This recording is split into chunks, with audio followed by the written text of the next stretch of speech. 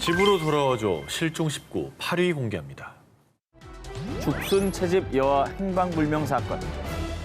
2005년 일본 가가와현 사카이데의 한 숲에서 열린 죽순 채집 이벤트. 5살 여자아이 오니시 유키는 엄마 그리고 여동생과 함께 죽순 채집에 나섰습니다. 집합 시간 20분 전인 오후 1시 40분쯤 엄마, 나 죽순 한 개만 더 캐올게요. 그래, 너무 멀리 가지 말고. 죽순을 더 캐우겠다며 숲속으로 들어간 유키. 그런데 그것이 유키의 마지막 모습이었습니다. 아휴, 유키가 집합 시간인 2시가 넘어도 돌아오지 않자 무슨 일이 일어났음을 직감한 엄마는 다른 참가자들과 함께 숲을 수색했지만 유키는 그 어디에도 보이지 않았습니다. 사태가 심각해지자 결국 경찰과 경찰관, 소방관, 지역 주민 등 연일 100명에서 200명의 인원이 동원. 며칠에 걸쳐 총 3천여 명의 인력이 투입돼 숲속 구석구석은 물론 연못 바닥까지 수색했지만 끝내 유키를 찾지는 못했습니다. 아, 이거 어떻게 저렇게 사라져버리는 걸까 정말. 어디로 사라진 거지? 그러니까요. 목격자 같은 분이 없었습니까? 목격자 네. 있었습니다. 그래요? 유키가 실종된 시간 즈음 그날 어떤 남자가 커다란 배낭을 메고 숲을 지나갔어요. 그래서 경찰은 경찰견을 다시 투입해 유키의 채취를 추적했습니다.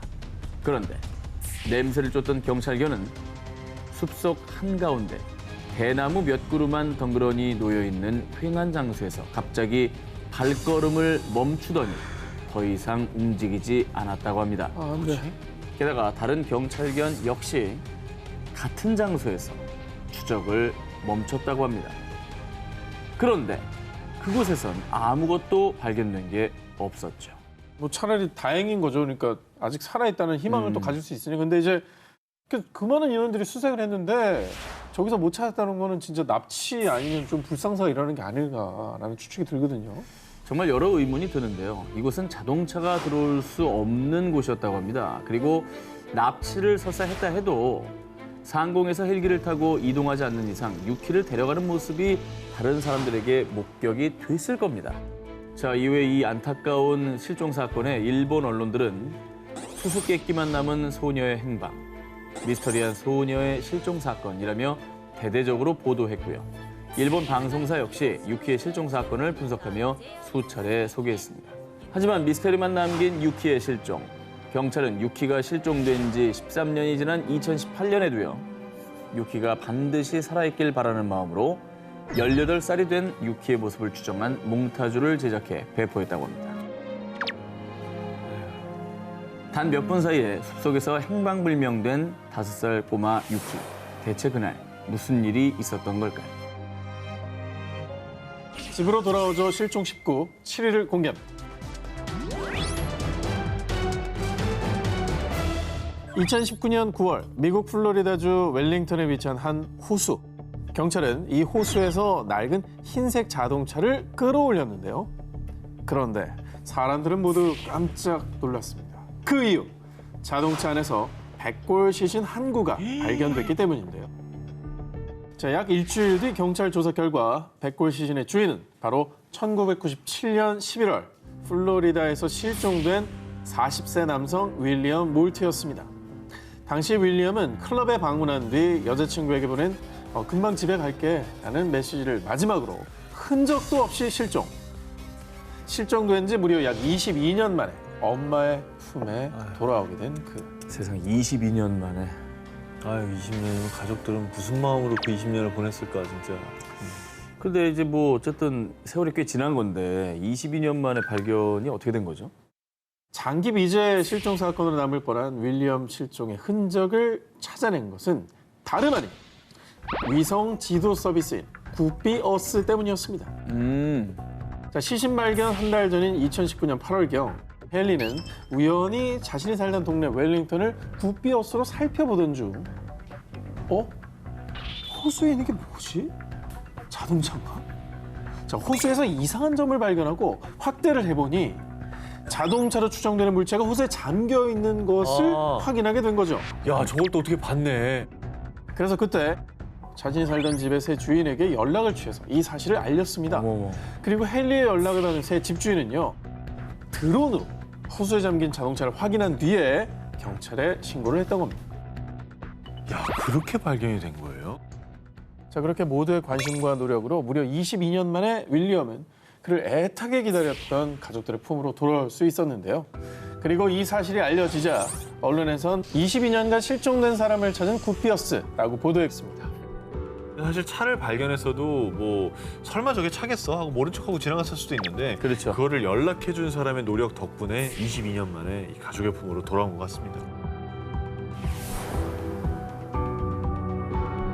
집으로 돌아와줘 실종 19 6일을 공개합니다. 1997년 6월 14일 일본 미에현 17살 고등학생 야마 유코는 오후 8시 30분경 자전거를 타고 친구 마이의 집으로 향했습니다. 나 10분 뒤면 도착해. 이따 봐. 공중전화로 친구에게 메시지를 남긴 유코. 하지만 그 전화가 마지막이었습니다. 아이고. 갑자기 사라진 유코. 가족들은 사라진 유코를 찾기 위해 온 동네를 돌아다녔고 결국 경찰에 실종 신고까지 했죠. 한편 친구 마이는 신라 같은 희망을 안고 유코의 무선 호출기에 자택 전화번호를 남겼습니다. 그런데 유코가 실종되고 이틀 뒤 마이의 집으로 걸려온 한 통의 전화. 네? 유코 무선 호출기를 갖고 있다고요? 난 요코란 사람 몰라. 그냥 무선 호출기를 주운 것뿐이야. 아, 호출기를 주었다고요? 어디서요? 그게 아니라 내가 유코에게 돈을 빌려주고 무선 호출기는 담보로 받은 거야. 갑자기 말을 번복한 그 전화 속 남성이 의심스러웠던 마이는 그 남성과 만나기로 약속했는데요. 하지만 마이가 경찰과 동행한 걸 눈치챘는지 그 남성은 약속 장소에 나타나지 않았습니다. 대신 며칠 뒤 다시 마이에게 연락했어요. 한 버스 정류장에 실종된 유코의 무선 호출기만 두고 사라진 남성. 모든 게 너무 의심스러워요, 지금. 말이 막 바뀌고 막 이러니까. 그 남성은 며칠 뒤 무선 호출기를 잘 돌려받았냐며 또다시 마이에게 연락했는데요. 뭐야? 그런데 이때 경찰이 위치 추적에 성공해 그 의문의 남성을 체포할 수 있었습니다. 어우, 다행이다. 남성의 정체는 당시 48세였던 타츠야. 조사 결과 그는 강간, 강도 등의 혐의로 12년간 복역했다가 얼마 전에 출소한 것으로 밝혀졌는데요. 허허. 그런데 말입니다. 과거 그의 강도 수법이 자전거를 탄 여자를 밀친 후 금품을 강탈하는 거였다고 합니다. 유코, 그래. 유코도 자전거 타고 있었잖아요. 그러네. 수상한 점은 이뿐이 아니었습니다. 경찰이 위치 추적으로 처음 타츠야를 발견했을 때 타츠야는 유코의 손수건을 가지고 있었고요. 뭐야? 수사 도중에는 타츠야의 차 안에서 유코의 모발과 유코의 한자 사전이 발견됐는데요. 그리고 타츠야의 승합차 좌측 범퍼에는 무언가와 충돌한 흔적도 남아 있었죠. 게다가 유코가 실종된 당일 공중전화 박스에서 전화 중인 학생 옆에 승합차가 정차해 있는 걸 봤어요. 타츠야의 승합차와 같은 색, 같은 차종이 실종 직전 유코 주변에서 있다는 걸 봤다는 목격자가 나타난 겁니다. 그리고 타츠야가 범인이라면 유코가 어디 있는지 이거 얘기해줘야 되는 거 아닙니까? 그 단서를 쥐고 있다니까요. 저 알고 있는 것 같거든요. 네. 당시 경찰은 타츠야를 유코 실종 사건의 유력한 용의자로 보고 수사했습니다. 그런데 난 범인이 아니에요. 유코에게 돈을 빌려줬을 뿐이라고요. 자신의 무죄를 주장한 타츠야. 그리고 수사 결과 경찰은 타츠야가 범인이라는 명확한 증거를 찾지 못하면서 결국 타츠야는 증거 불충분으로 석방됐습니다. 그렇게 유코 실종 사건은 23년이 지난 지금까지도 장기 미제 실종 사건으로 남아 있습니다. 유코의 부모님은 지금도 희망의 끈을 놓지 않았고요. 유코의 실종 당시 모습이 담긴 전단을 배포하며 이 전단을 나눠주는 게 마지막이길 바란다 라며 유코가 돌아오길 기다리고 있습니다. 집으로 돌아와줘 실종 19 5위 공개합니다. 한국판 버뮤다 삼각지대. 한국에서도 버뮤다 삼각지대 같은 마의 해역이 있다고 합니다. 우리나라도 있어요? 그렇습니다. 우리나라에? 우리나라에 그런 적 어디 있지? 2004년 1월 마라도 남서쪽 55km에서 어선 A호 실종. 2005년 1월 마라도 남서쪽 305km에서 어선 B호 실종. 2005년 12월 마라도 남서쪽 65km에서 어선 C호 실종. 자, 2004년에서 2005년 사이 실종된 배 3척의 공통점, 바로 제주 마라도 남서쪽 해역에서 실종이 됐다라는 건데요. 당시 사건이 발생했을 때마다 해경과 해군은 잠수함을 탐지하는 장비를 갖춘 광역 초계기, 구조헬기, 경비함정, 어선 등을 급파해 대대적인 수색을 실시했는데요. 하지만 세 척의 어선은 물론 선원들의 흔적조차 찾을 수 없었습니다. 흔적이라도 찾을 만한데. 근데 한국판 버뮤다라고 불릴만 하네, 보니까. 네. 보통 어선이 침몰되면 기름기나 그물 같은 잔해, 부유물들이 발견된다고 합니다. 그렇지. 그런데 실종된 세 척의 어선 모두 부유물은 물론 침몰 위치를 알 수 있는 위치 추적 장치조차 발견되지 않았습니다. 그래서 실종 사건을 수색한 해경조차 어선이 침몰하면 반드시 많은 흔적을 남기는데 이렇게 아무 흔적도 없는 건 해경 역사상 처음이다라는 말을 남길 정도였다고 합니다. 이 배가 꽤 클 텐데 어떻게 저렇게 흔적이 안 나오죠? 마라도 해역이 제2의 버뮤다로 불리는 또 다른 이유가 있는데요. 실제 버뮤다 해역에는 메탄가스가 분포되어 있는데 일부 과학자들은 버뮤다에서 수많은 실종 사고가 일어나는 원인 중에 하나로 이 메탄가스를 지목하고 있습니다. 왜? 해저에서 갑자기 메탄가스가 분출이 되면 큰 거품 덩어리가 배를 둘러싸는데 이때 물의 밀도가 낮아지면서 배가 부력을 상실해 바닷속으로 빨려 들어간다는 거죠. 어머나. 자, 그런데 2009년 한국해양연구소 소속의 한 박사에 따르면 실종 사고가 난 마라도 해저에도 메탄가스가 매장되어 있다는 점에 주목. 즉, 메탄가스가 매장된 버뮤다 해역처럼 메탄가스가 있는 마라도에서도 의문의 실종 사고가 발생하는 게 아닌가라는 추측을 내놨던 겁니다. 아직 원인이 정확히 파악되지 않았지만 이 근처에서 조업을 하시는 분들, 운항하시는 분들 또 각별히 조심해야겠다는 생각이 듭니다. 집으로 돌아와줘 실종 19, 11위 공개합니다. 러시아 잠수의 여왕 실종 사건. 41개의 세계 기록 달성. 9분의 무호흡을 기록한 여성. 자, 인간의 한계를 넘어선 숨막히는 도전. 세계에서 가장 위대한 프리다이빙의 여왕이 있었습니다. 러시아의 세계 챔피언 나탈리아 몰차노바. 자, 그런데 말입니다. 세계 신기록을 기록했던 잠수의 여왕이 그만 물속에서 실종되는 사건이 발생했는데요. 아이고. 어떻게? 자, 2015년 8월 2일 몰차노바는 지중해 포르멘테라 섬 해안에서 다이빙 레슨을 하고 있었습니다. 그녀는 평소처럼 잠수복을 입고 하강이 용이하도록 다이빙 장비를 착용한 뒤 바닷속으로 입수했는데요. 그런데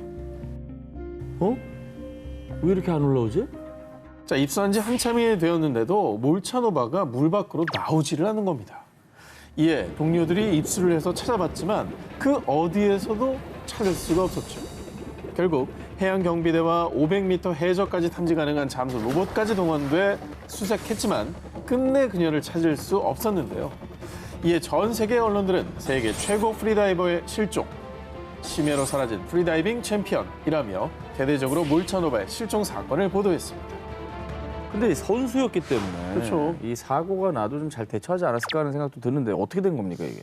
당시 단순 사고라고 종결짓지를 못했던 게 세계 신기록을 보유했던 프리다이빙 선수였기 때문에 그러니까. 그녀의 실종 사건에 대한 여러 의문들이 제기됐었는데요. 자, 첫 번째입니다.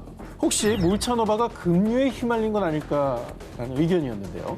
하지만 당시 기상에는 큰 이변이 없었다고 하고요. 두 번째, 몰차노바가 위험한 암초 지역에 걸린 건 아닐까였는데 하지만 바다의 암초 사이에 몸이 끼어 나오지 못한 것이라면은 시신이 발견되거나 구조 도중에 눈에 띄었어야 되는데 그렇죠. 그렇지가 않았고요. 그리고 당시의 수심은 30에서 40m. 숨을 참고 자명할 수 있는 깊이가 최대 101m나 됐던 그녀에겐 어렵지 않은 코스로요. 몰차노바가 깊은 수심까지 잠수했다가 당황해서 물속에서 길을 잃었다고 보기에도 납득이 가지 않았습니다. 의문만 남긴 채 심해로 사라진 잠수의 여왕 몰차노바. 그녀의 아들 알렉세이는 엄마를 바다에 놓아주며 이런 추모의 말을 남겼습니다. 엄마는 바닷속에 계실 것 같아요. 바다를 가장 좋아하셨으니까요. 집으로 돌아와줘 실종 19, 10위를 공개합니다. 하늘의 퍼스트 레이디 실종 사건.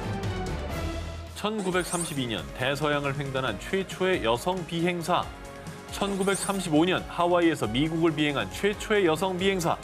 하늘에 화려한 기록을 수놓으며 하늘 위의 퍼스트 레이디로 불린 미국의 전설의 비행사 어밀리아 에어하트. 1937년 6월 1일 전 세계인들의 뜨거운 관심 속에 세계 일주 비행을 위해 항법사 프레드 누난과 함께 미국 캘리포니아에서 출발한 비행사. 그런데 약 한 달 뒤인 7월 2일 동경 157도, 남이 33도 7분 상공을 비행 중이다. 다음 경유지인 남태평양의 하울랜드 섬으로 향하던 어밀리아. 하지만 그녀는 이 무선을 끝으로 태평양 한가운데서 그만 실종되고 말았습니다. 아휴, 당시 루즈벨트 대통령의 지시 아래 미 해군의 항공모함 4척의 구축함, 60여 대 비행기 등 2주간의 대규모 수색이 벌어졌지만 그녀의 흔적은 어디에서도 찾을 수 없었고요. 어떡해. 결국 약 2년 후인 1939년 미 해군은 연료 부족으로 인한 해상 추락사라고 발표하며 공식적으로 사망 처리를 했습니다. 정말 안타까운 소식이네요. 그런데 이듬해인 1940년경 어밀리아가 실종된 태평양 인근의 무인도 니쿠마로로에서 어밀리아의 것으로 추정되는 유골이 발견됐는데요. 그곳에서 여성용 신발, 화장품 등도 함께 발견되며 정황상 이 유골이 어밀리아의 것이라고 추측했습니다. 하지만 당시 유골을 검사한 박사는 키가 작은 유럽계 남성의 유골이라고 발표하며 다시 논란이 수그러들었죠. 당시에 과학적으로 이렇게 뭐 유전자 검사 이런 게 한계가 좀 있었잖아요. 그렇죠. 지금의 어떤 기술로 다시 한번 해보면 안 될까라는 의심도 지금 드는데. 기술로 하면 뭐 정확하죠. DNA 검사를 하니까.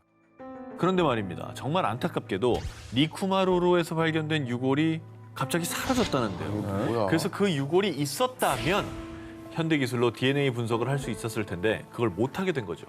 그런데 말이죠. 뭐야? 어밀리아가 실종된 지 약 80년 뒤인 2018년 니쿠마로로에서 발견된 유골은 어밀리아와 99% 유사합니다. 인류학계 권위자인 리처드 얀츠 교수는 자신의 논문을 통해 어밀리아 실종 사건의 실마리를 풀었다고 주장했는데요. 유골이 없었다면서요? 유골은 실종됐지만 다행히 당시 유골의 크기나 특징을 기록한 연구 데이터는 남아 있었습니다. 그래서 어밀리아의 신체 정보와 니쿠마로로 유골의 데이터를 대입하고 비교를 했는데요. 그 결과 니쿠마로로의 유골이 어밀리아의 신장과 거의 일치한다는 결과가 나왔다고 합니다. 하지만 이는 가장 유력한 추측일 뿐 진실을 풀어줄 유골의 행방은 여전히 오리무중인 상태. 어밀리아의 실종은 여전히 풀리지 않는 숙제로 남아 있습니다.